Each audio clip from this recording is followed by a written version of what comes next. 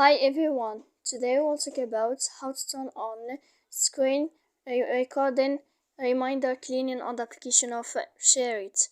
To know how to turn on screen recording cleaning reminder on the application of Shareit, you should just go to Shareit as you see and we click.